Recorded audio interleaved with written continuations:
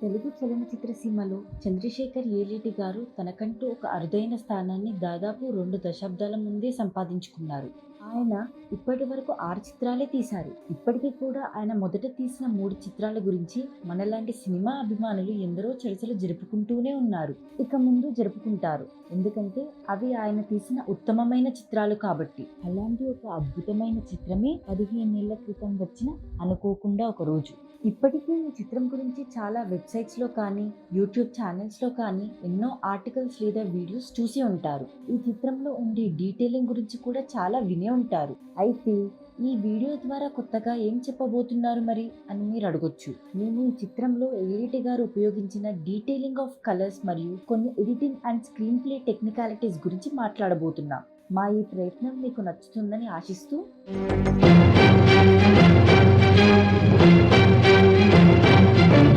ఈ చిత్రంలో మొదటి ఫ్రేమ్ నుంచి చివరి ఫ్రేమ్ దాకా కనీసం ఒక్క వస్తువు అయినా రెడ్ కలర్ లో ఉండేలా జాగ్రత్త పడ్డారు యేలేటి గారు. అంటే ఆయన తన చిత్రానికి రెడ్ కలర్ ని ఒక క్యారెక్టరిస్టిక్ గా అభివర్ణించారు. ఈ విధానాన్ని చాలా తక్కువ మంది దర్శకులు ఉపయోగిస్తారు. అందరూ ఇలా రంగులే వాడతారని కూడా కాదు. ఒక్కొక్కరిది ఒక్కో ధోరణి అని చెప్పొచ్చు. అదొక్కటే కాకుండా చిత్రంలో 4 రకాల వర్ణాలను 4 వేరువేరు భావాలకి సంకేతాలుగా ఉపయోగించారు యేలేటి గారు. ఈ రంగులు, భావాలు అనేవి కేవలం ముఖ్య పాత్రధారులు వారు ధరించే వస్త్రాలకి మాత్రమే వర్తిస్తాయి. ఇది మీరు గుర్తుంచుకోవాల్సిన విషయం. మొదటిగా రెడ్ కలర్. ఈ రంగు కాస్ట్యూమ్స్ ఉంటే ఆ సన్నివేశం కథ మరియు స్క్రీన్ ప్లేకి చాలా ముఖ్యమైనది అని అర్థం. రెండవది వైట్ కలర్. ఈ రంగు కాస్ట్యూమ్స్ ఉంటే ఆ కాస్ట్యూమ్ వేసుకున్న వాళ్ళకి ఏదో ఒక ముప్పు పొంచి ఉన్నట్లు అర్థం. మూడవది బ్లాక్ కలర్. ఈ రంగు కాస్ట్యూమ్స్ ఉంటే ఆ పాత్రధారికి సంబంధించి క్యారెక్టర్ డెవలప్మెంట్ లేదా ప్లాట్ బ్లాకింగ్ జరుగుతుంది అని అర్థం. చివరిది బ్రౌన్ కలర్. ఈ రంగు కాస్ట్యూమ్లో ఉన్న పాత్రధారులకి ఏమి చేయాలో అర్థం అవ్వదు. ఒక కన్ఫ్యూజ్డ్ స్టేట్లో ఉన్నట్లు ఉంటారు. ఈ కలర్ స్కీమ్ని దాదాపుగా చిత్రం మొత్తం ఇక్కడ వివరించినట్లే ఉపయోగించారు యేలేటి గారు. ఈ 4 విషయాలను దృష్టిలో పెట్టుకుని ఈ వీడియోని చివరిదాకా చూడండి. యేలేటి గారు ఎంత గొప్ప మేధావో మీకే అర్థమవుతుంది. ఇది ఈ చిత్రంలోని ఓపెనింగ్ షాట్. ట్రాఫిక్ ముందుకు వెళ్తుండగా కెమెరా మాత్రం ఆ ట్రాఫిక్ ని చూస్తూ వెనక్కి డాలీ అవుతుంది. ఈ 5 సెకండ్ల షాట్ చాలా ముఖ్యమైనది. ఆ ముందుకు వెళ్తున్న ట్రాఫిక్ ఈ చిత్రం యొక్క స్క్రీన్ ప్లే గురించి చెప్తుండగా అదే ఈ కెమెరా వెనక్కి డాలీ అవ్వటం మాత్రం మనం ఈ చిత్రంలో ఉండే కొన్ని సంఘటనలని ఏ విధంగా కనుక్కుంటాం అనేది సూచిస్తుంది. అనగా చిత్రంలో స్క్రీన్ ప్లే స్ట్రైట్ గానే ఉన్నా ఆ రోజు జరిగిన సంఘటనలకు సంబంధించిన క్లూస్ ని మనకి రివర్స్ ఆర్డర్లో చూపెడతారు యేలేటి గారు. ఆ విషయాన్ని ఈ షాట్ ద్వారా చెప్తున్నారు. కథలోకి వెళ్తే మనం మొదటిగా కలిసేది ఇన్స్పెక్టర్ సురేష్ని.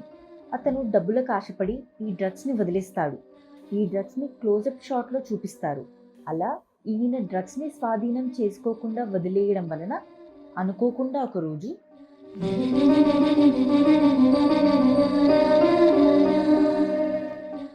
మన చిత్రం హీరోయిన్ పరిచయంలోనే తను చేసే పని, తన ఆశయాలు ఇంకా తన తత్వం గురించి కొంతవరకు వివరంగా చూపిస్తారు. సహస్ర క్యారెక్టర్ బ్యాక్డ్రాప్ ఇంకా తన చుట్టూ ఉండే అడిషనల్ క్యారెక్టర్స్ని పరిచయం చేసిన తర్వాత సహస్ర కుటుంబం వాళ్ళు తిరుపతి వెళ్తుండడం, తనకి 3 రోజులు ఖాళీ సమయం దొరకటం అనే విషయాలు మనకి తెలుస్తాయి. ఇక్కడ నుంచి అసలు కథ మొదలవుతుంది. మొదటి సన్నివేశంలో రెడ్ టాప్ అండ్ బ్రౌన్ బాటంలో కనిపించిన సహస్ర ఈ సన్నివేశంలో బ్రౌన్ టాప్ అండ్ రెడ్ బాటంలో కనబడుతుంది. అంటే ఇక్కడ నుంచి తన జీవితం తలకిందులు అవ్వబోతుంది అని యేలేటి గారి ఉద్దేశం. సినిమా మొదట్లో సురేష్ వదిలేసిన డ్రగ్స్ ఈ పార్టీలోకి వచ్చి చేరతాయి. అలా డ్రగ్స్తో పాటు సహస్రాన్ని తన భార్యగా చేసుకునే అవకాశం కూడా వదిలేసుకున్నాను అని సురేష్ ఈ చిత్రం చివరి సన్నివేశంలో చెప్తాడు. ఆ విషయాన్ని విజువల్లీ ఇక్కడే ఎస్టాబ్లిష్ చేసేశారు యేలేటి గారు. ఐ వాంట్ సింగ్ పాటని కీరవాణి ఇంకా గంగరాజు గారు కలిసి రచించారు. ఈ పాటలో ఒక లైన్ ఇలా ఉంటుంది.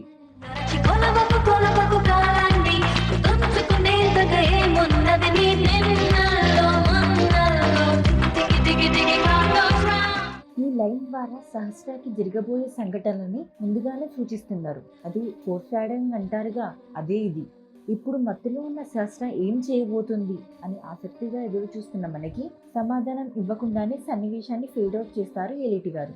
ఈ ఫేడౌట్ ప్రక్రియని మొదటి యాక్ట్లో చాలాసార్లు ఉపయోగించారు. ఇది ఉపయోగించిన ప్రతిసారి కొంతకాలం ముందుకు వెళ్తున్నాం అని మనకి పరోక్షంగా చెప్తున్నారు. తదుపరి సన్నివేశం ఫేడింగ్ అవ్వగానే మనకి కనపడే మొదటి క్లూ ఈ పెన్ క్యాప్. ముందుగా చెప్పినట్లు ఆ మిస్సింగ్ డే సంఘటనలకి సంబంధించిన క్లూస్ ని రివర్స్ ఆర్డర్ లో చూపించడం మొదలు పెట్టారు ఏలిటి గారు. ఆ రోజు శాస్త్ర చివరిగా ఇంటరాక్ట్ అయ్యేది ఆమె అపార్ట్మెంట్ లో ఉంటున్న ఒక పెద్ద ఆయనతో. ఆయన పెన్ క్యాపే ఇది. తనకి మెలకు వచ్చిన రోజు శనివారం ఏమో అనుకుని కాలేజ్కి వెళ్తే అటెండర్ వచ్చి ఆదివారం అని చెప్తాడు. ఇక్కడ నుంచి కూడా సీన్ ఫేడ్ అవుట్ అవుతుంది. అంటే మళ్ళీ కొంత సమయం గడిచిపోయింది అన్నమాట. తదుపరి సన్నివేశంలో థియేటర్కి వెళ్ళిన శాస్త్ర పైన దాడి జరుగుతుంది. ఈ సన్నివేశంలో ఆ దాడి చేసిన వాడికి ఏమైందో మనకి చూపించరు. ఈ సీన్ కూడా ఫేడ్ అవుట్ అయిపోతుంది. ఈ సన్నివేశంలో చిత్రంలోని చివరి ప్రధాన పాత్ర అయిన క్యాబ్ డ్రైవర్ రాజేష్ని మనకి పరిచయం చేస్తారు. ఏలేటి గారు ఒక ఇంటర్వ్యూలో చెప్పారు, తన కథకి సంబంధించిన ముఖ్య పాత్రలు అన్నింటినీ 20-30 నిమిషాల వ్యవధిలో పరిచయం చేసేస్తాను అని. ఇది ఒక యూనివర్సల్ ఫిల్మ్ మేకింగ్ విధానం.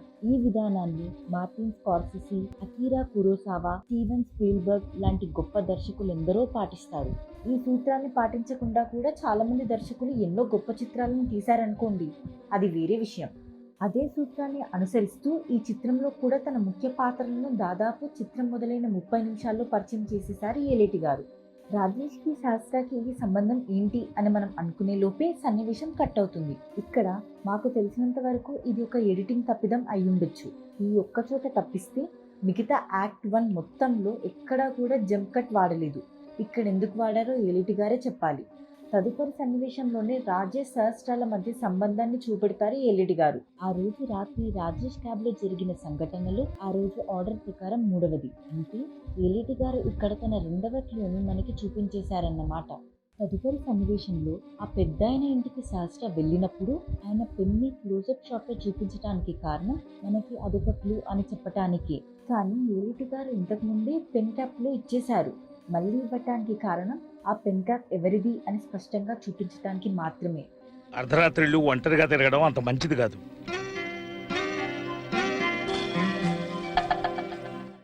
ఇక్కడ సహస్ర శ్వేతతో కలిసి హాస్పిటల్కి వెళ్లే సన్నివేశం ద్వారా మనకి 3వ క్లూని ఇచ్చారు ఏలిటి గారు. సహస్ర మెడ వెనుక ఉన్న నెయిల్ మార్క్సే 3వ క్లూ. మెడపైన నెయిల్ మార్క్స్ ఏంటబ్బా అని మనం కూడా ఆలోచనలో పడి ఉంటాం.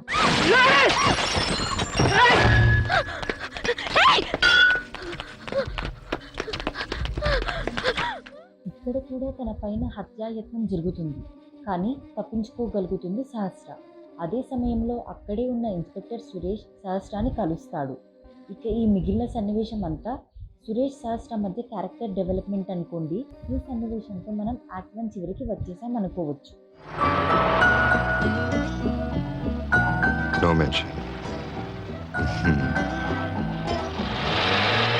ఇక నుంచి వేరువేరు సన్నివేశాల మధ్య టైం జంప్ ఎంత ఉన్నా కేవలం జంప్ కట్ విధానాన్ని వాడారు ఏలిటి గారు. కథ సెటప్ అయిపోయింది, ప్రధాన పాత్రలన్నీ పరిచయం చేసేశారు, కథలో హుక్ పాయింట్స్ కూడా చూపించేశారు. ఇక యాక్ట్ 2లోకి అడుగుపెట్టాక ఏలిటి గారి నరేషన్ కొంచెం నెమ్మదిస్తుంది.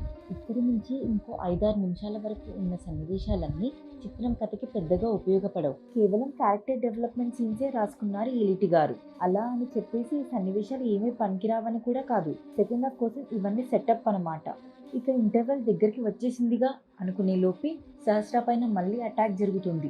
ఈసారి కాపాడటానికి మన క్యాబ్ డ్రైవర్ రాజేష్ వచ్చేస్తాడు. ఇక్కడ వచ్చే చేస్ సీక్వెన్స్ ని ఉపయోగించుకొని ఈ ఫాస్ట్ కట్స్ నడుమ 2 ముఖ్యమైన క్లూస్ ని దాచిపెట్టారు ఏలిటి గారు. అంటే సహస్ర మెడపైన నెయిల్ మార్క్స్ ఒక్కటే కాకుండా ఈ కళ్ళకి సంబంధించి మొత్తంగా 3 క్లూస్ చూపెట్టేశారు ఏలిటి గారు. అంటే మన ఆర్డర్ ప్రకారం ఇది 3వ క్లూ అన్నమాట. సహస్ర చుట్టూ జరుగుతున్న సంఘటనలో అన్ని విచిత్రంగా ఉండేసరికి తాను కూడా ఆలోచిస్తూ ఉంటుంది, కానీ ఆగిపోతుంది. ఇంకొన్ని నిమిషాల్లో ఇంటర్వెల్ బ్యాంగ్ రాసుకున్న ఏలిటి గారు ప్రేక్షకులపైన జాలి చూపించారో ఏమో, ఇదిగో ఈ పాట వినండి అన్నట్లు మెగాస్టార్ చిరంజీవి గారికి ఈ పాటని అంకితం ఇచ్చారు.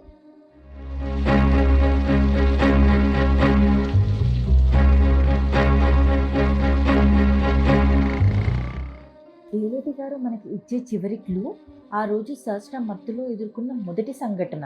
ముందుగా చెప్పినట్లు ఓపెనింగ్ షాట్ని అనుసరిస్తూనే మిస్సింగ్ డే యొక్క క్లూస్ అన్నింటినీ రివర్స్ ఆర్డర్లో చూపించేశారు ఏలిటి గారు. ఇక సెకండ్ హాఫ్ నుంచి సహస్ర తన ఫ్రెండ్స్ సాయం తీసుకుని దొరికిన క్లూస్ని దొరికినట్టు శోధించటం మొదలు పెడుతుంది. అబ్బులుని పట్టుకుంటే అంతా తెలిసిపోతుంది అనుకున్న సహస్రకి అతని నుంచి పెద్దగా ఏమీ విషయం బయటపడదు. ఇలా కాదు అని చెప్పేసి ఇన్స్పెక్టర్ సురేష్ సాయం తీసుకోవటానికి సహస్ర ఇంకా తన ఫ్రెండ్స్ వెళ్తారు. ఇక్కడ సురేష్ మొట్టమొదటిగా కనుక్కునే విషయం సహస్ర జీవితంలో ఒక రోజు మొత్తం మిస్సింగ్ అని. ఆ మిస్సింగ్ డే దృష్టిలో ఉంచుకుని శోధించడం మొదలు పెడతాడు సురేష్. రాజేష్ నుంచి ఏమైనా తెలుస్తుంది ఏమో అనుకుని అతన్ని ఇంటరాగేట్ చేస్తాడు. ఏమీ దొరకదు. తదుపరిగా శ్వేత వెళ్లే పబ్కి వెళ్తాడు. అక్కడ ఒక క్లూ దొరుకుతుంది. అలా బోజోని పట్టుకుంటాడు సురేష్. సరేలే, మిస్టరీ సాల్వ్ అని అనుకునే లోపే ఈ క్లూ కూడా ఒక డెడ్ ఎండ్ కి దారి తీస్తుంది. అన్ని దారులు మూసుకుపోతున్నాయి. చిక్కుముడి తెరుచుకోవట్లేదు. ఏంటి కథ ఇంకా ముందుకు సాగట్లేదు అనుకునే లోపే మా ఇల్లు ఎలా కనుక్కున్నారు? అదేమన్నా పెద్ద పజిలా? ఎస్ఏ సురేష్ రెడ్డి గారిని అడిగాను, చెప్పారు.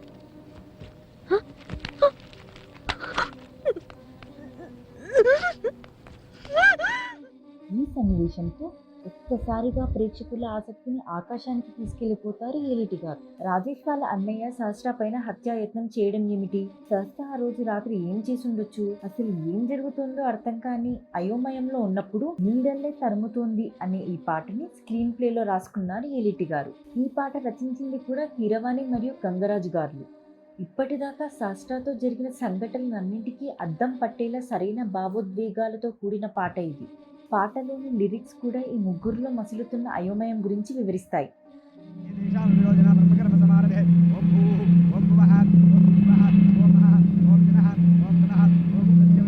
ఇంతకుముందు ఎప్పుడు చూశాను. చివరికి ఆ చిక్కుముడి విప్పటానికి దొరకాల్సిన మెలిక సురేష్ కంట పడుతుంది. అసలు ఆ కల్ట్ కథ ఏంటో అర్థం కాకపోయినా ఆ కల్ట్కి సహస్రకి సంబంధం తప్పకుండా ఉంది అని అర్థమైపోతుంది. కాకపోతే మనం గమనించిన విషయం ఏమిటంటే ఆ కల్ట్కి సహస్రకి సంబంధం ఉంది అని మనకి అనిపించినా ఆ సంబంధాన్ని నిరూపించే రుజువు లేదుగా. ఇక్కడ ఏలిటి గారు డ్యూస్ ఎక్స్ మాకినా అనే సాధనాన్ని ఉపయోగించి ఆ చివరి మెలికని హర్ష క్యారెక్టర్ ద్వారా సహస్ర ముందు ఉంచుతారు. ఆ లింక్ సహస్ర పైన మొట్టమొదటిసారిగా దాడి చేసిన వాడు. ఇన్నాళ్ళు ఒక లింక్ కోసం వెతికాను, ఇప్పుడు దొరికింది. ఇక ఇక్కడ నుంచి చిక్కుముడిని మొత్తానికే విప్పిస్తారు ఏలిటి గారు.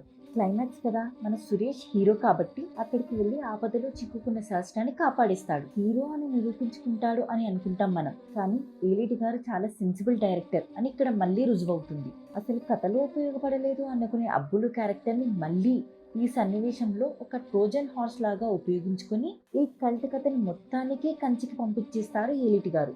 మాస్టర్ స్ట్రోక్ అంటారుగా, అదే ఇది. వీడియో మొదట్లో వివరించినట్టు మీరు గమనించి ఉంటే రంగులు వర్ణాలను తన పాత్రధారుల కాస్ట్యూమ్స్ ద్వారా మరో కథనాన్ని చూపించారు ఏలిటి గారు. ఒకసారి చూసిన తర్వాత ఆ చిత్రం తీసిన విధానం లేదా అందులో ఉండే టెక్నికాలిటీస్ కోసమైనా మళ్ళీ మళ్ళీ చూడాలనిపించే చిత్రాలు చాలా అరుదుగా వస్తాయి. అలాంటివి తెలుగు చలనచిత్ర సీమలో ఇంకా అరుదు. అలాంటి ఒక చిత్రమే ఏలిటి గారు దర్శకత్వం వహించిన అనుకోకుండా ఒక రోజు అనే మాస్టర్ పీస్. ఎస్, అందుకే ఆ డే మిస్ అయింది. నిదట్లో మాయమైంది.